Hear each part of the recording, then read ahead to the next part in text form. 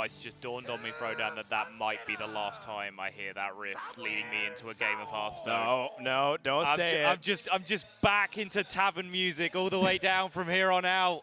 We have mouths. We have fingers that can type. If you guys are listening, again, I implore you to tweet at HS Esports, tweet at Esports Lokazi, Drew Higby, and let them know that we need some of that epic at Korean Chase intro. Space, get them all in there. At Chase Space, at Ben Drago, at Alex Charsky.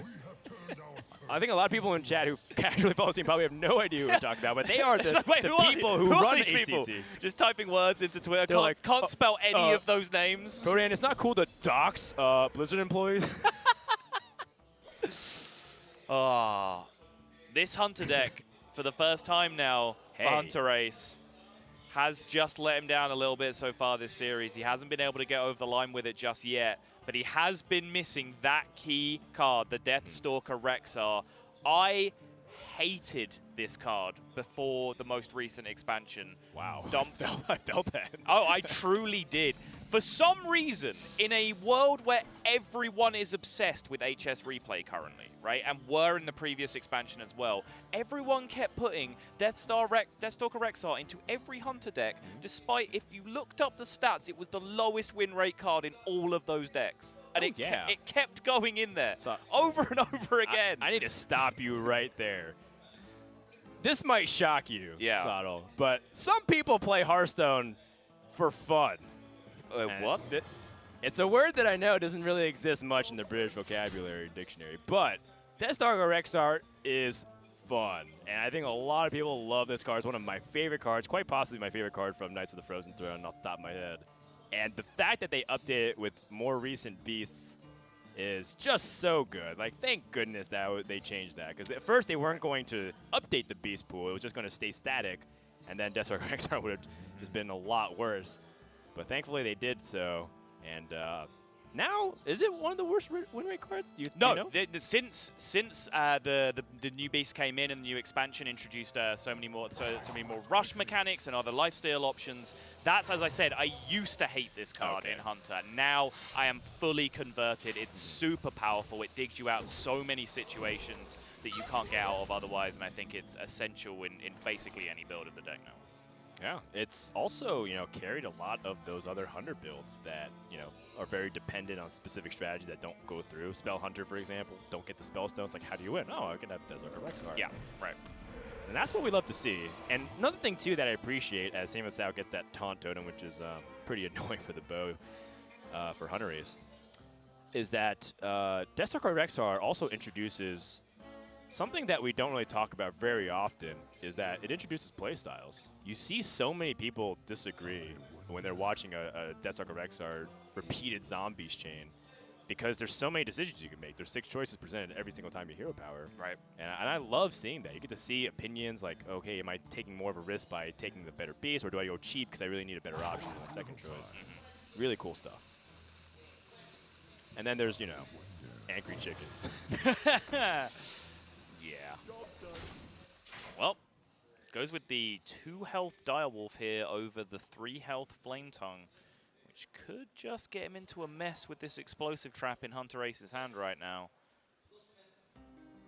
Does have the Earthen Might to SamuelTsao to punch back against this, get a little bit of purchase against that explosive trap, but it's still going to represent a lot of value for HunterAce. And if SamuelTsao just stalls out, HunterAce has the ability to start picking the board apart with flanking strikes and so on, and then he's just buying time until that Deathstalker Rexar. Yeah, and I can't really find a more opportune time to do this, too, because it stunts development, and it also gives you repeated weapon swings, which seems to be a big problem, because HunterAce does not want even Shaman to load up the board. So I think that just lines up really nicely here. And, of course, on SamuelTsao's end, that's where cards like Earthen Might are going to come to play. There it comes.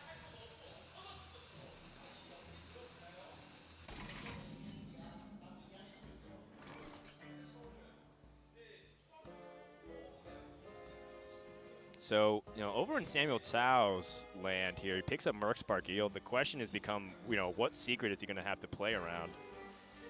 Freezing Trap, Venom Strike Trap, Wandering Monster, Explosive Trap, all introducing really complicated scenarios. SamuelTsao will also have Spellstone in mind now. Anytime you see a Hunter player play Secret off curve like this, you also start to think, okay, he really wants to buff a Spellstone if that's his 3-mana play here. So now he's really thinking about his opportunities loading up against this. But yeah, as you mentioned, the attack or no attack dilemma is pretty strong right now for SamuelTsao in the face of this Secret. Yeah, one possibility that he can explore is perhaps loading the board, waiting for opponent to do a little bit something, and then have Sea Giant come down to try and launch his offensive. Oh! HunterAce is amped. Look at him react to that attack. And SamuelTsao gets the taunt totem anyways. But, I mean, that's where the flanking strike, or perhaps HunterAce wants to develop a little bit more proactively with Animal Companion having higher upside than just a 3/3 Wolf. Was that the moment? Did HunterAce just feel it? SamuelTsao, do you know what? I respect that play, because my criticism of SamuelTsao up until this point in this tournament is that he has not been taking risks. Yes. And that was a risk, and he took it, and I will never fault a man for that. It's a gut check, too. You know, when everything is on the line, when you're staring down a Game 5 finals or the last game of any series that you play, you really get to see what kind of player you are when you're introduced with a risk, you know, a fork in the path, so to speak. I'm smacking this Stoneclaw totem every single time, by the way. HunterAce does not do anything quickly when the stakes are this high. He is going to make sure he calculates every single opportunity, and he might think of something that I don't, but my instincts tell me that there is no reason why you don't hit this 0-2. Discount Sea Giant prevents board leverage tools. Oh my god. I don't know anything about this game, Dan. I think we just don't know HunterAce's line of thought. And, you know, sadly enough, you know, HunterAce is also still kind of new to this traveling thing. So whenever I try to talk to him about his plays or, like, talk to him about stuff, he's very shy and reserved, probably because he's not very familiar with me. So I still have to wait for time to get used to it. But generally, I do find fairly often HunterAce just doing something different than what I thought he was going to do. Yep. That seems to be one of the most trademark things and why he's really exciting to watch.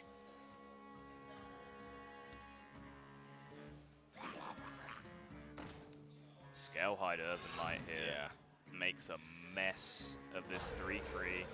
And now, because HunterAce didn't swing the bow at that 0-2 last turn, he can't swing it at the Scalehide this turn.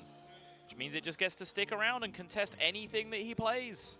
I don't understand, Dan. I don't either.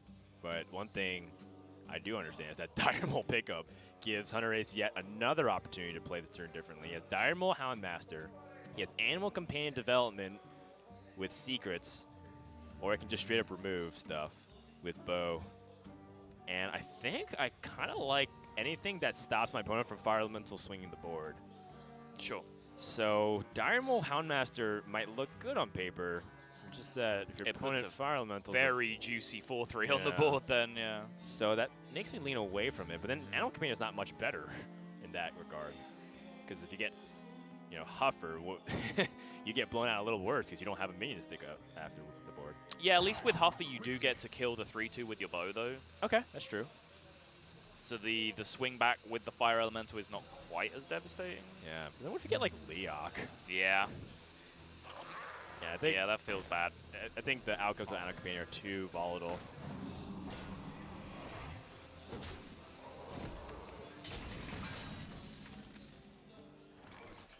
Sea Giant is online this turn if possible. Or, sorry, rather, it is possible for SamuelTsao to put it up this turn. By the way, if HunterAce had killed the Stoneclaw totem on the previous turn, this turn he kills the Scalehide, that Sea Giant costs 7. Not to mention, he has a 4-3 and a 3-5 versus 0 power in play. Yes. That's the big thing on my mind.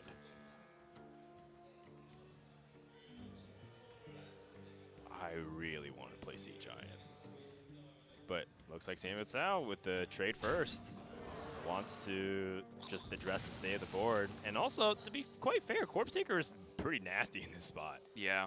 it just challenges so well, both the bow and the Houndmaster. And there's not many ways for Houndmaster to do much with the stat line. However, Deathstalker XR can really flex here. It looks so good. Oh, yeah. Oh, man. The follow-up as well. 7 mana, he gets the Spellstone play. Yeah. Deathstalker XR pops the shield, bow goes through, value trade the Houndmaster. The only other play that I think I like is Animal Command Kill Command, but that's just worse. And you're not even like threatening the Shaman's life total, so it's not like your hero power is super important. The Hunter hero power scales so well because each time you use it, you deal more percentage of their life. Deathstalker Rex are about to hit the board. It could be the beginning of the end of the series and this tournament. SamuelTsao unhappy, to say the least.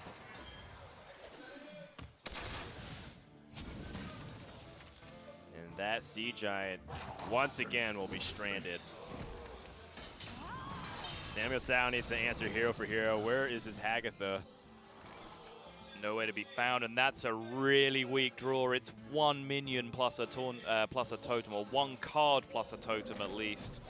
Choose to get the 2 bodies in play with the Saranite Chain Gang if he wants to. Yeah, but it doesn't die to the Houndmaster. It also is mana efficient, which might become the case here. We've seen a lot of Even Shamans run into mana issues with getting a lot of the 6-cost cards and clogging up their hand space. That is true, yeah. Saiyan in particular, I think, ran into that on a couple of occasions. Saranite, though, it stops a value trade. Like, the Houndmaster can just take care of a totem here if you play, again, Greymane. True. And you're not really, like, making any progress towards the Sea Giant at that point. You need to start consolidating a board presence, or you're just sat with this very dead card in your hand. I don't know, honestly. This is very close from my perspective for SamuelTsao. I would still be thinking about this play at this point. Does choose to go Chain Gang, though. The trade puts the minion count at 2, which means Sea Giant's 8. So in the worst case scenario, you still can play Sea Giant next turn. Right. So I think that's what maybe tilts it over the edge. Oh, wait. Guess what? Sea Giant costs a lot cheaper. Second Sea Giant, perhaps? And the Wandering Monster, again. Another mystery here for SamuelTsao, introducing quite the roadblock for him to get anything going this game. Yep. So Fire Plume plus Sea Giant is a possibility this turn, but it's still not a great looking play. I think HunterAce feels like he may have already won. Just it feels like before he was locked in, laser focused, and now he's moving around, talking to himself, kind of stretching. What's in the box? Oh! The king is in the box. Yeah, you thought you were getting bananas, but King Mukla makes a cameo appearance, and SamuelTsao can barely see light at the end of the tunnel here. Nothing he does will impact the state of the board right now. Fire Plume Phoenix to the face. He just needs a 3-3 in play. He could just play it alongside the Sea Giant, decides he might as well send the damage to the face if he's going to do so. SamuelTsao also forgot a hero power. Oh, you're right. It's always free with the Sea Giant in this deck. It's always free, not just the first one. HunterAce taps the button.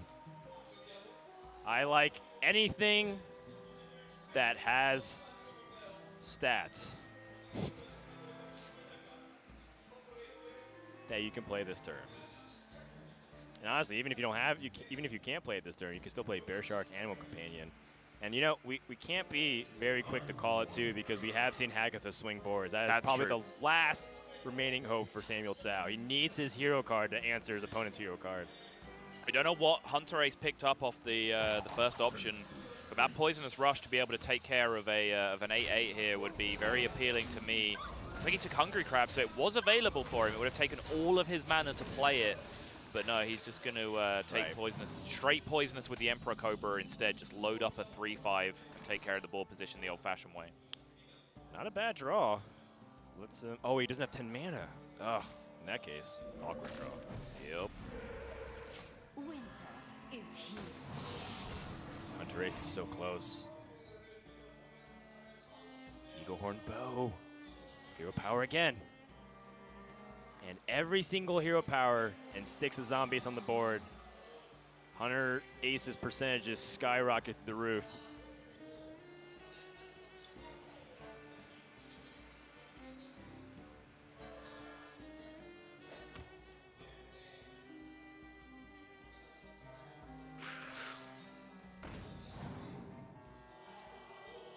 Vine Shield's fantastic. +1/+1's great. Wind Fury is also nice too, considering that you can combine it with the Eagle Horn Bow to clear everything.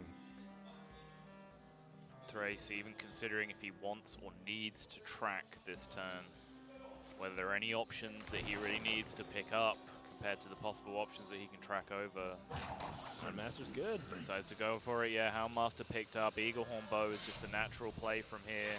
And now HunterAce can just grind him out slowly but surely. Yeah, a lot of people might be wondering why HunterAce is taking a long time when it feels like there's a lot of inevitability, but he is hedging against stuff like this. 3 damage is the breakpoint for Fire Elemental, for Hagatha, and he's trying meticulously to prevent his board from ever losing control and potentially being locked out of the game. Yeah, as long as that poisonous minion is there, SamuelTsao can't stick a Lich King, whatever else it is that he draws to be able to try and get back onto this board.